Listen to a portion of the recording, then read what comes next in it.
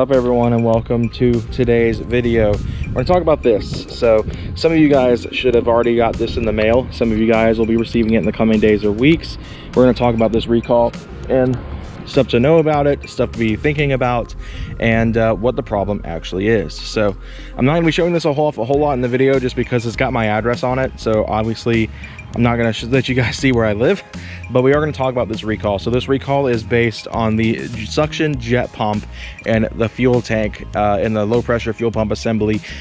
And a lot of us who have cars like this one that are making a lot of power have upgraded their low pressure pumps and are familiar with the process of doing a suction jet pump just because it's in that same area. In fact, I think it's attached to the low pressure pump assembly that these cars utilize. Now this one doesn't have that upgrade because I didn't really care to go much past 400 horsepower.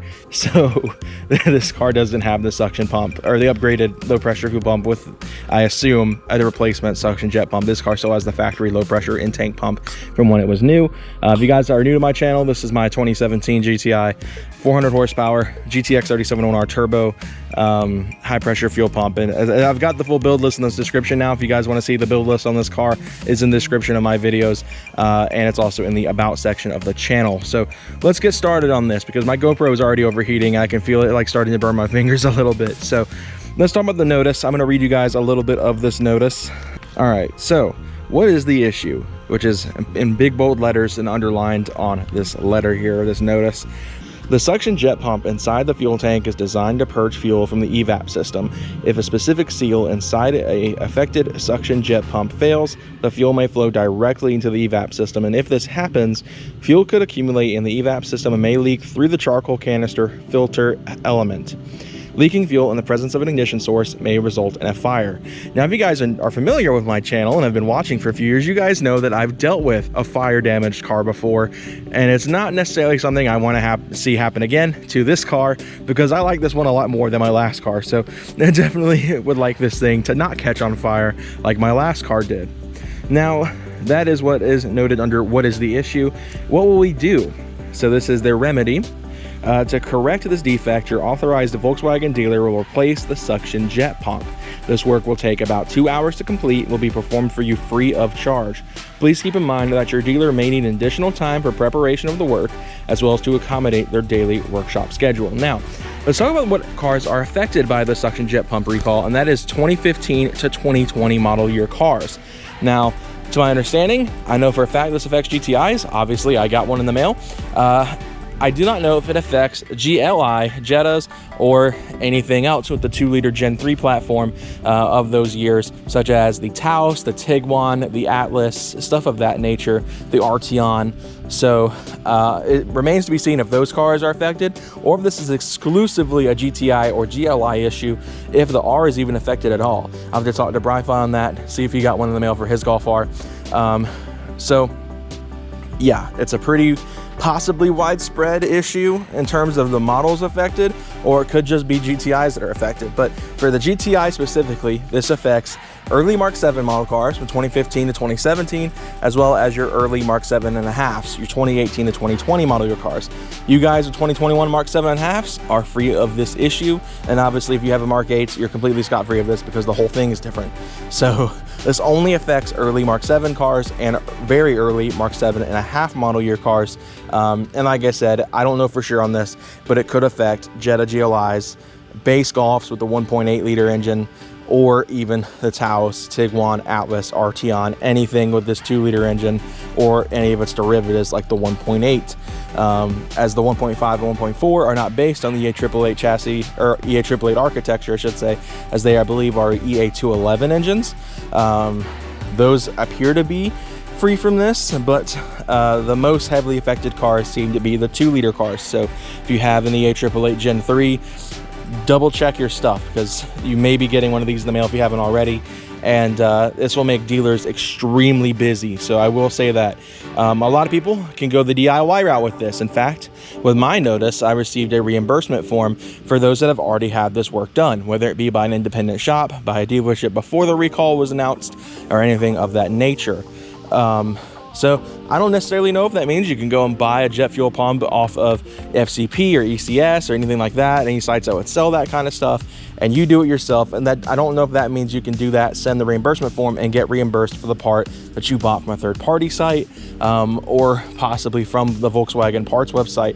I feel like you probably could for that, but I feel like if you buy it through ECS or FCP, or if EQT came out with one, for example, if you'd be able to do stuff like that and still get reimbursed for it. I'm not familiar with that. First time I've ever had a recall, an open recall on a car that I've owned, because the Takata airbag was something that was already done on my Explorer when I had it. So yeah, you can go that route if you want. You can get possibly reimbursed for it through VW of America, and all that stuff is fine and dandy. So definitely keep your eyes peeled on that front if you plan to DIY it. Some people don't trust dealerships, myself included. My last video, I crapped on dealerships. So if you guys know at that point my stance on it, I understand people want to DIY this fix. In my humble opinion though, if you can call it humble, I don't know, I'm not humble mechanic, so I guess maybe it's not a humble opinion. I wonder if he uses that line. Anyway, before I get too off topic of thinking of really good puns that humble mechanic could use, I would wait until you're having issues if you're not having issues right now. For me, for example, I filled this car up today and it's been perfectly fine. The most common way to notice the suction pump failing is that fuel is backing through the filler neck and either spilling through the filler neck, or it is constantly clicking the gas pump off even though your car is completely empty. For example, you run your car down and the gas light comes on, you go and get gas and it clicks instantly, then yeah, you kind of know your suction pump's being a little sus and needs to get replaced, get that dealt with. But for people like me who are not having issues right now, every fill up, this car is perfectly fine. Don't worry about it right now. I would say let dealerships do the cars that need the fix first before we come in with perfectly fine suction pumps and get those fixed then. That's my opinion on it. Or if you're really concerned about it, DIY it.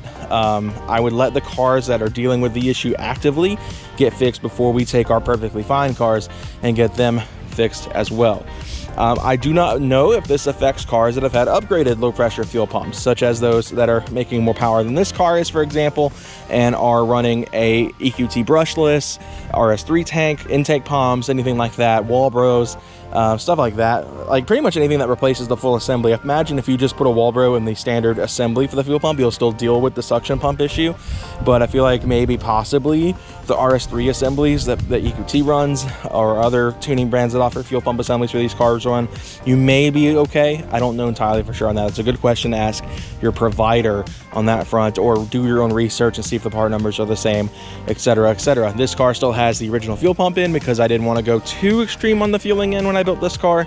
So I'm not really scot-free on that. So definitely keep an eye on it though. So like I said, the most common way to know that that pump is failing is by fuel backing up through the filler neck. So keep your eyes peeled for that, or a very strong fuel smell inside the car. That's another really common way I've been seeing people say that they have noticed their suction pump failing. So keep your eyes peeled for that, or your nose peeled, I guess, in that case.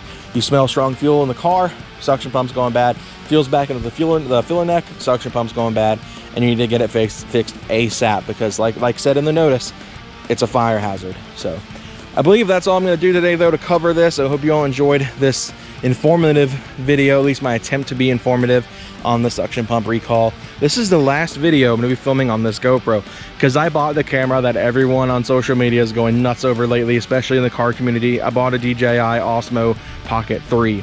And I've got some videos planned already. I'm going to try to do a POV video with the mic inside the engine bay to get some noise off of that Mamba GTX 3071R. And of course, it's going to make for a lot of really good content in the coming months and years, because I don't replace cameras very often. I've had this GoPro since 2020, and I'm going to hang on to it for a good bit longer. So thank you all so much for watching this video. If you did like it, be sure to give it a like and subscribe. More content coming soon on my GTI here, as well as its future quote-unquote sibling that will be either here or behind it, depending on when the car shows up. And you guys hopefully get to look forward to that very soon, because it's going to be another VW Group car, as the name of the channel will suggest, but it is going to be radically different from this one. Thank you guys so much. I'll see you guys later. Take care and have a great day.